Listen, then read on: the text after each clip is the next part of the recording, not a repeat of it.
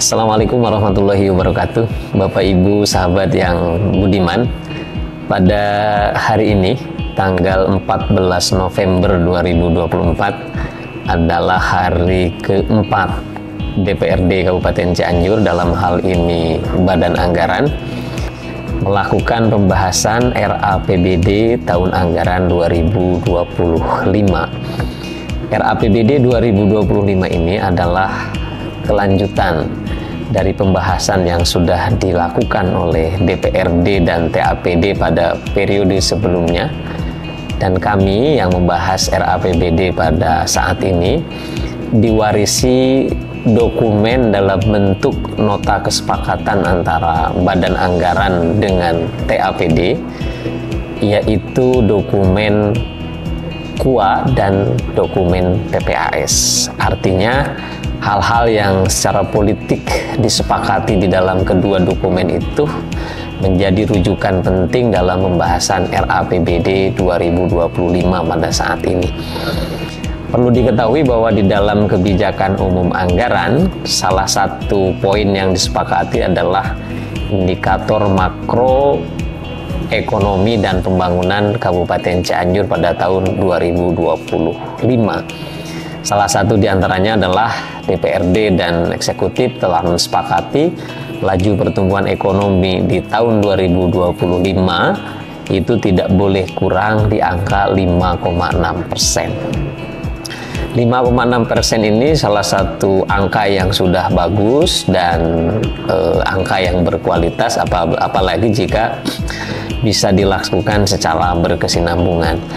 Namun kita harus menyadari bahwa struktur ekonomi di Kabupaten Cianjur, tingkat produktivitas dan ukurannya masih relatif rendah bila dibanding dengan kabupaten kota lain di Jawa Barat. PDRB kita atas dasar harga berlaku pada tahun 2023 itu senilai 58,391 triliun atau ekuivalen dengan 22,88 juta pendapatan per kapita di Kabupaten Cianjur. Artinya, kalau kita ingin menggenjot laju pertumbuhan ekonomi yang lebih bagus dalam rangka meningkatkan produktivitas atau yang disebut dengan PDRB tadi, maka salah satunya kita harus menciptakan efisiensi. Yang kedua, mengalokasikan APBD lebih banyak di sektor-sektor yang produktif, dan yang paling penting kita harus membuka jalan yang lebar agar arus investasi yang masuk ke Kabupaten Cianjur jauh lebih besar di masa-masa yang akan datang. Kita butuh pertumbuhan yang jauh lebih besar dari angka 5,6% pada tahun-tahun berikutnya, dan salah satu kuncinya kita harus bersikap terbuka dan ramah, menyediakan karpet merah dengan berbagai insentif terhadap investasi yang masuk di Kabupaten Cianjur. Yang kedua, di 2025 itu disepakati bahwa angka kemiskinan itu di angka 9,67%. Sementara untuk pengangguran terbuka itu ditargetkan turun dari 9,58% pada tahun 2024 menjadi 6,8 sampai 7,79% pengangguran terbuka di Kabupaten Cianjur. Itu salah satu indikator-indikator makro yang disepakati di dalam dokumen KUA dan PPAS.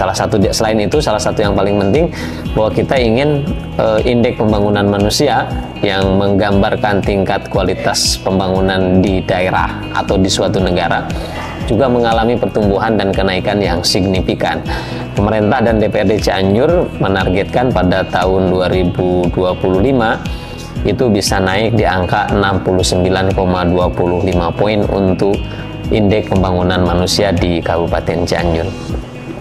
Hal lain, di KUA PPAS itu sudah disepakati berapa jumlah pendapatan daerah, pendapatan asli daerah, pendapatan transfer, kemudian belanja dan pembiayaan.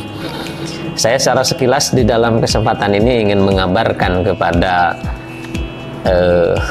halayak umum yang ada di Kabupaten Cianjur terkait dengan dinamika pembahasan RAPBD di Kabupaten Cianjur. Yang pertama, APBD Kabupaten Cianjur pada tahun 2025 itu total pendapatannya itu di sekitar angka 4.805 miliar, sekian.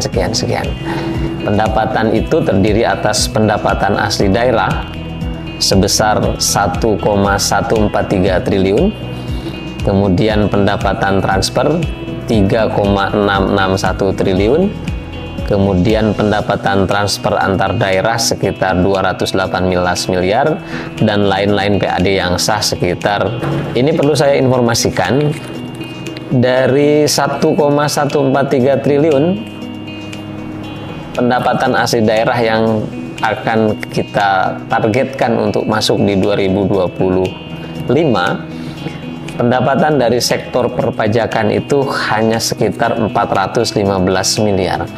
Ini ke depan kita butuh effort yang luar biasa terkait dengan tata kelola perpajakan, terlebih kita hari ini memiliki Undang-Undang Nomor 1 Tahun 2022 tentang HKPD yang memberikan apa yang disebut dengan local tax power, memberikan kekuatan, kemampuan kepada daerah untuk meningkatkan kemampuan dalam mengelola dan menggali sumber-sumber perpajakan. Selebihnya sekitar 60-75% pendapatan kita di sektor jasa pelayanan umum, dalam hal ini adalah yang dikelola oleh Dinas Kesehatan dan Rumah Sakit atau yang disebut dengan BLUD. Kemudian pendapatan transfer itu ada dua pos utama. Yang pertama yang disebut dengan dana alokasi umum, yang kedua ada yang disebut dengan dana bagi hasil, dan yang ketiga ada yang disebut dengan DAK.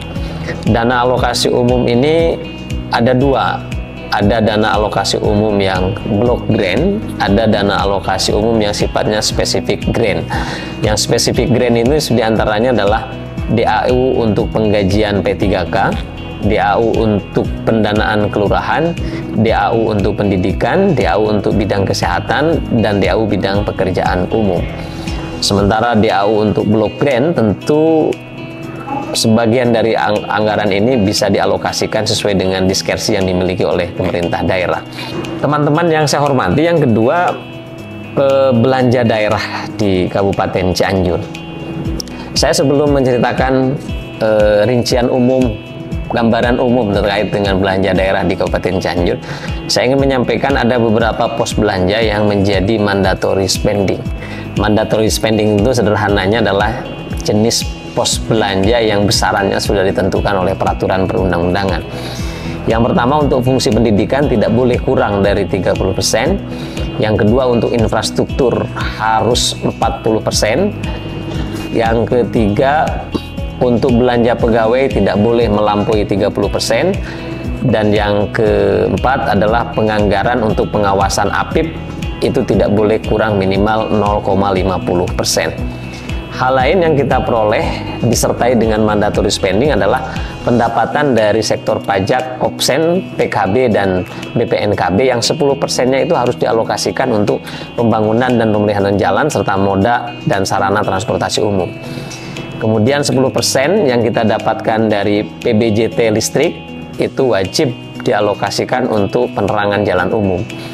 10% pendapatan dari sektor pajak air tanah itu juga wajib dialokasikan untuk anggaran pencegahan, penanggulangan, dan pemulihan pencemaran kerusakan lingkungan hidup yang berdampak terhadap kualitas dan kuantitas air. Dan dari sektor pajak rokok itu 50% wajib dialokasikan untuk mendanai pelayanan kesehatan untuk masyarakat dan penegakan hukum. Itu jenis-jenis mandatory spending yang menjadi concern kita di 2025 yang akan datang penganggaran. Sementara untuk belanja daerah kita alokasikan sekitar 4,866 triliun. Belanja daerah ini dibagi ke dalam beberapa pos utama, ada belanja operasi, ada belanja modal, ada belanja tidak terduga, dan ada belanja transfer.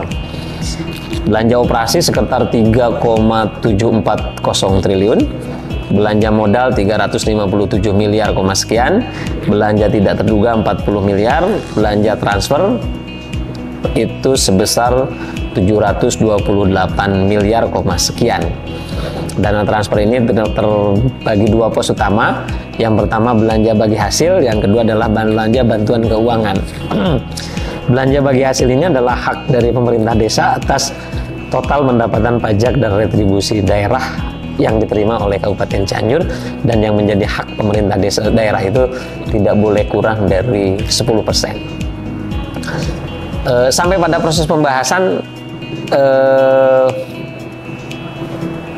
ini pagunya sudah ditetapkan oleh KUA dan PPAS, tapi kita terus melakukan proses pendalaman untuk mengetahui tingkat efisiensi dan efektivitas belanja yang sudah dialokasikan ini. Ini kalau saya lihat, saya informasikan, kalau kita lihat dari pagu per perangkat daerah, yang paling besar itu adalah di BKAD, karena di BAKD itu dana desa, dana bos disimpannya di situ kurang lebih 783 miliar. Kemudian di Disdikpora 532 miliar dan di Dinkes 383 miliar. Seterusnya ada RSUD, ada RUTR, Kimrum dan seterusnya dan seterusnya. Kemudian di tahun 2025 kita juga mengalokasikan pos anggaran di sisi pembiayaan. Kita alokasikan penerimaan pembiayaan 2025 dianggarkan itu 50 miliar dan pengeluaran pembiayaan sebesar 4,8 miliar sebagai penyertaan modal di BUMD PDAM Tirta Mukti yang menjadi milik pemerintah daerah Kabupaten Cianjur.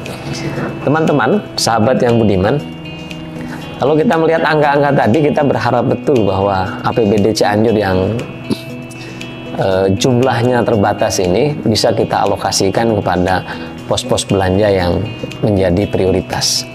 Kita ingin anggaran APBD yang kita miliki ini memiliki kemanfaatan yang luar biasa bagi masyarakat.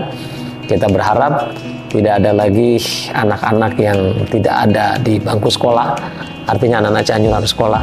Tidak ada lagi keluhan soal terkait dengan pelayanan kesehatan. Lalu kemudian kita bisa mengejar ketertinggalan atas ketersediaan infrastruktur jalan, jembatan, dan irigasi di Kabupaten Cianjur. Saya pikir itu di lain kesempatan kita akan bedah secara detail. Ini hanya gambaran umum. Mudah-mudahan kami di DPRD bisa memberikan manfaat yang maksimal terhadap fungsi penganggaran untuk kepentingan masyarakat Kabupaten Cianjur. Demikian, terima kasih. Wallahul muwaffiq ila aqwamit thoriq. Assalamualaikum warahmatullahi wabarakatuh.